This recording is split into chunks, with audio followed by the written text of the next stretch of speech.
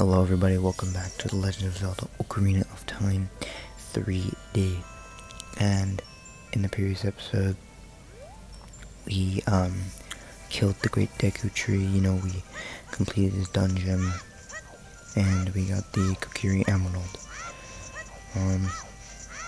So now we're off to Hyrule. But first, before we go to Hyrule, we are going to get a not really important item. We're getting this little cutscene right here where Link's walking across the bridge. He's fine leaving, and Saria appears. He's been waiting for Link for a little while, and she wants to give him a weapon, not a weapon, very important item for the child portion of this game. Anyway, it's the Ferry Ocarina. And so now we have the Ferry Ocarina. We only really learned a few songs before we traded out for the Ocarina of Time. So, we don't really get this long, but at least it does show development in the story. I like that a lot. So, I like the Ferry Ocarina in that sense. But anyway, now we're going to meet with one of the most annoying characters in Zelda history. Akibora Gebora. Now, Akibora Gebora is a giant owl who is apparently the Sage of Light, aka someone we'll meet later. So, we finally exited the woods. So, yeah, the forest rather.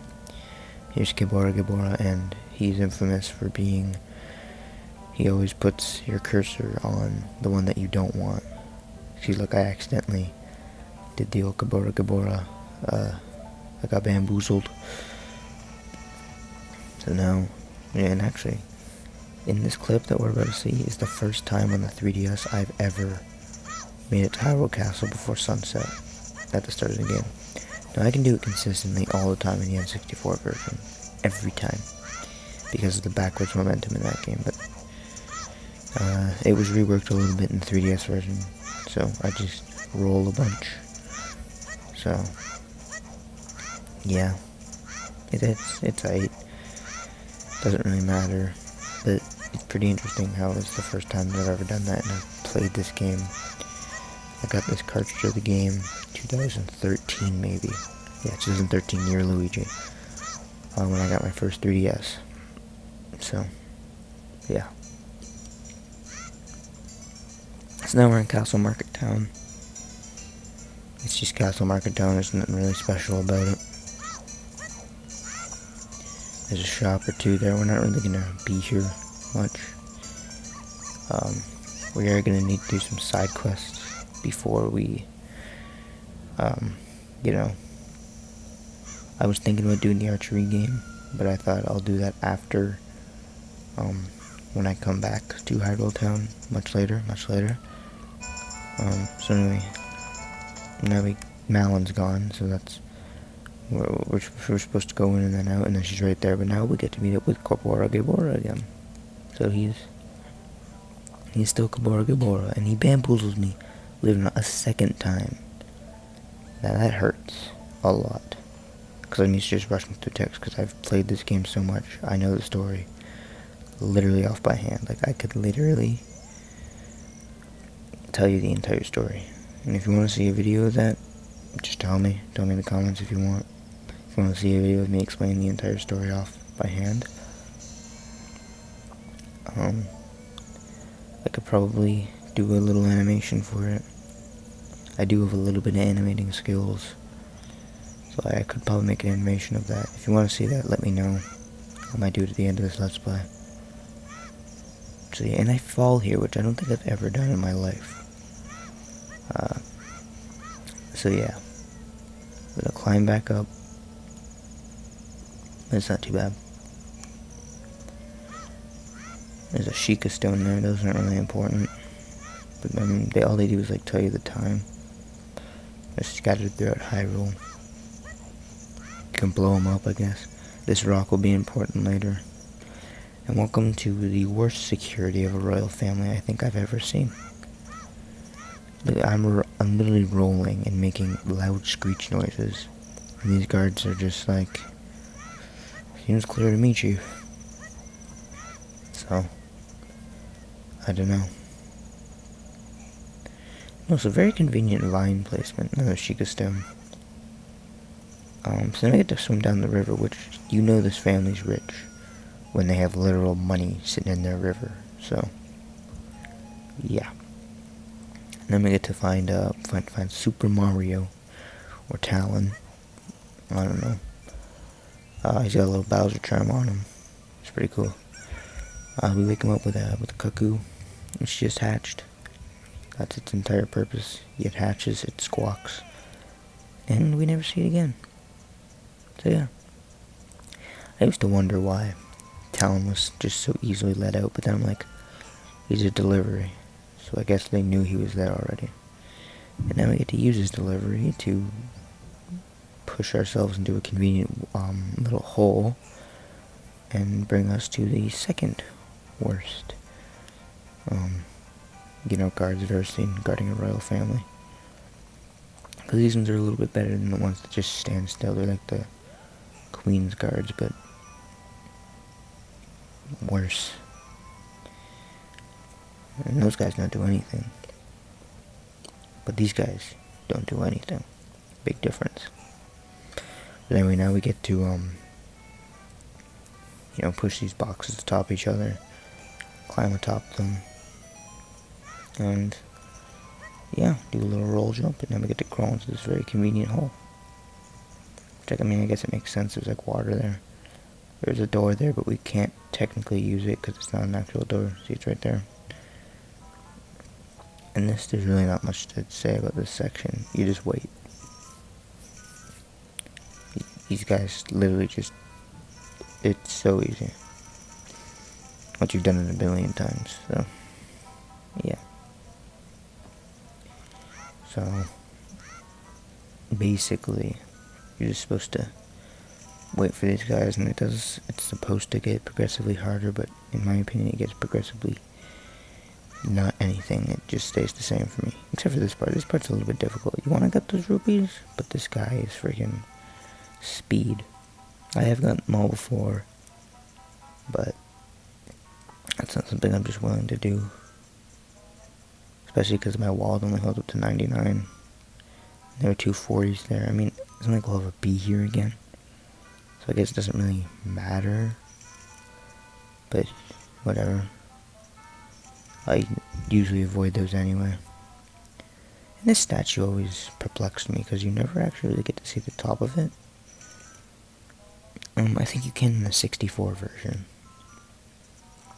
but only briefly. There actually is a statue right in this, and you actually can see the top of it, so I guess technically you would be able to see the other one. It is technically modeled, I know that, or textured, so I know what the top of it does exist. I've just never seen it for myself, but I'm pretty sure a quick Google search will do me that. But now we're actually in the Zelda's courtyard, Castle Courtyard I think it's called. Yeah, Castle Courtyard. And there's a little Mario Easter egg I wanted to show off over here. It's looking like a Mario level right there. Gives us 20 rupees. And on the other side, we shoot that window.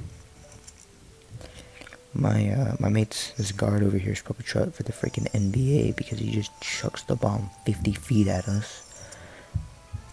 And so I was like, oh man, explosion? So now, I get to talk to Zelda. Same person, right? I was wondering why Zelda had, like, no hair. But I guess it's just under that hat, right? I don't know. Yeah, Zelda's gonna tell us the, first she's gonna introduce herself, but, then she's gonna, she's gonna tell us the dream she had, which is the exact same story that the Great Deku Tree just told us, literally at the end of last episode. So, yeah. She's gonna tell us a little shortened version of it. She had a dream about this for some reason. It's just a really random dream to have. Like, imagine you had a dream about the Big Bang. That's basically what's happening here.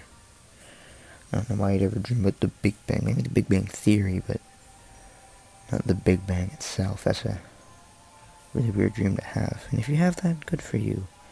You're probably a nerd. But it's okay, because I'm pretty much a nerd too. I'm smart, but I'm pretty much not a nerd. I don't have glasses, my eyes are fine. I guess I do play role-playing games, but it's not like D&D, so I guess it's okay. I do like Star Wars, so I guess I'm kind of a geek. Look, it's fine. I am who I am, and you are who you are, so yeah. Here's Dinkledorf. That's what I like to call him because he's stupid. Ganondorf, however, he's a very good Smash fighter. But he will henceforth be known as Dinkledorf, because that's what he is. He's a dink and a dwarf. Even though he's like 7 feet tall, he's a dwarf. So, yeah. Get Zelda's letter over here. Now we're gonna go get Impa. He's gonna whistle a song at us. And we're gonna somehow realize what the notes are on our little ocarina that we just attained. So that's pretty neato, mosquito. She's gonna teach us Zelda's Lullaby, which is probably the most used song in this game. It gets kind of repetitive, but at least it's a catchy tune. I remember this song XAY because when I was originally playing this game with my dad, and he got it for me on my birthday nearly 8 years ago. I'm born on the 17th of February, so nearly 8 years ago I got this game. That's kind of amazing how long ago that was. Then 2 years later I got my Majora's Mask 3D, and I 100% did that, and I play it from time to time. So yeah. But now we have this song. But yeah, I remember XAY because that's how I would say it every time I would play it. And my dad and I like to say that. It doesn't sound as good on the 64 because I think it's right up left. Right up left. And that's Zelda's Lullaby. So yeah. Not as interesting as XAY. But yeah. So, Impa's gonna tell us to go to Death Mountain. So, we're not gonna do that. Well, we are gonna go to Death Mountain, but we're gonna go to Kakariko Village first. And do some stuff there. And we're finally going to ditch the Deku Shield.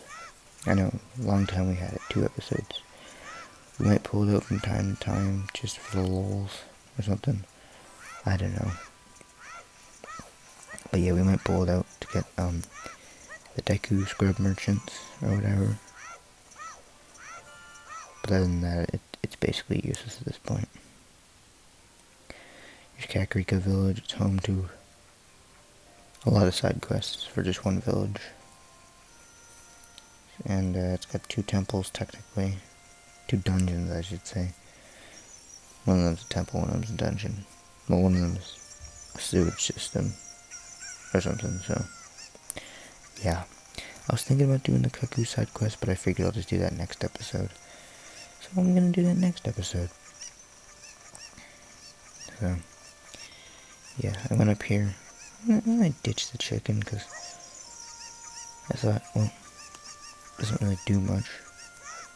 Can't fly with it. So we're gonna talk to this guard who's going to initiate the mask trading side quest, which we will also do in its own video, the Mask of Truth side quest. We will do that eventually. I think we can technically do it now, but I don't really want to because I want to save it, because the last guy gives you a bunch of rupees and I want to be able to have a bunch of rupees, so I mean, this game showers you in rupees, so it doesn't really matter, but, you know, it's just nice to have. Now we're going to go to the graveyard, and actually, I recommend, you require it to be nighttime to get the Hylian Shield. So, I went in during the day, so I did a quick cut to make it nighttime. So yeah, now we're gonna go up to the first grave we see with flowers. It's Dampy. He's kind of cool. Or Dampe. He's got an accent. Yeah. We're gonna drop down here. We're gonna get ourselves a Hylian Shield, which doesn't look like it fit in that chest, but it does. We're gonna throw that on. And boom, we have that for half the game now. See ya.